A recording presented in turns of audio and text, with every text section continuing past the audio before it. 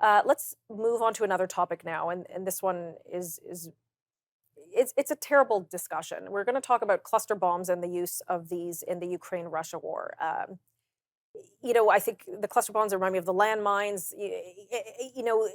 There's just such devastation when you use these kinds of weapons. So the U.S. has provided Ukraine with some of these cluster bombs in their fight, and a lot of people are saying that was wrong. That's a breach of human rights, and it's going to lead to a lot of atrocities.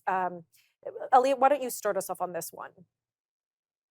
Yeah, I mean, this reminds me of that famous saying that war is hell. And I think this is a good example of that statement. We need to remember that the reason we're in this position or in this situation discussing this is because of what Vladimir Putin has done, which is illegally invade another country. That then triggers a whole bunch of reactions and puts Ukraine and its allies, like the United States, in difficult positions where they need to fight and do the best that they can in a very, very, very dire and difficult situation. Um, uh, you could go either way on this one. It's not an easy one. Ukraine is fighting for its life, and when you fight for your life, you do whatever you need to do. And unfortunately, in this case, that includes cluster bombs. The challenge is going to be when this conflict does end. What is the impact? What kind of harm has that left on the country and on Russia as well, and its people and its soldiers, and on Ukraine. And this is a very awful situation, and what is even more awful war. Yes, yes, it's well said. It's just so ugly, so ugly. Brock, chime in here. What are your thoughts? I mean, from what I understand, the U.S. said, well, Ukraine can use these, but really on their own soil, so they're not to use it. But the result will be the same, no? If there's human loss, there's human loss.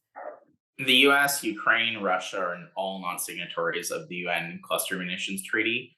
You've got countries from around the world that are, but there's about 60, many of which include former republics of the Soviet Union that are now their own countries.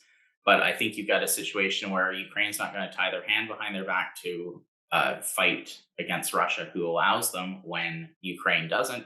The United States has stepped up, given them some. I think maybe after this war is over, all those countries can consider it. You've got countries like Rwanda that have had war in past generation that are signatories, and ideally the world can be a happier, peaceful place. But while war is going on, I don't think anyone's going to sign this treaty, and Ukraine is trying to defend themselves, so it's within their rights because they haven't signed the treaty. Yeah, I'm such an idealist on these issues.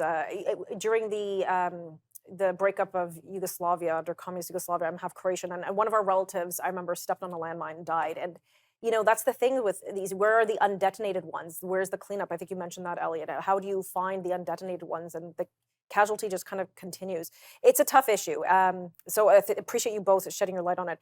We'll go to something I think a little bit lighter, although kind of strange. And I probably take a different view than you probably would expect. But trans women blocked from women's chess events. So there was a decision from a chess body to prevent or prohibit trans women from participating in chess tournaments.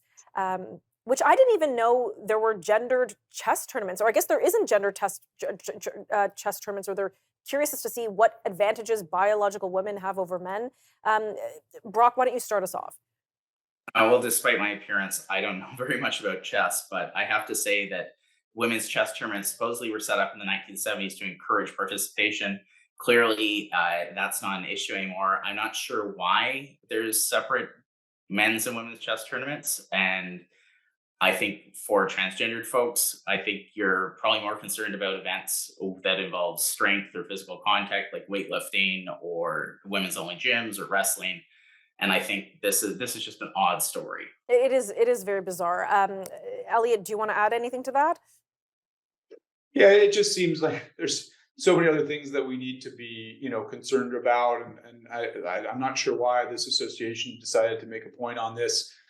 My understanding is that there's been trans women and trans men playing chess in competitions before, so I'm unclear as to why this chess association has decided to make a point of this. Now it's kind of ridiculous. Well, it seems strange to me. I mean, look, if they're going to look into the biological difference between hormones and female and male brains, I don't think that's going to end well. I don't think that's going to end well at all. I think there should be just one league and let the best man or woman or however you identify win, and to heck with all that.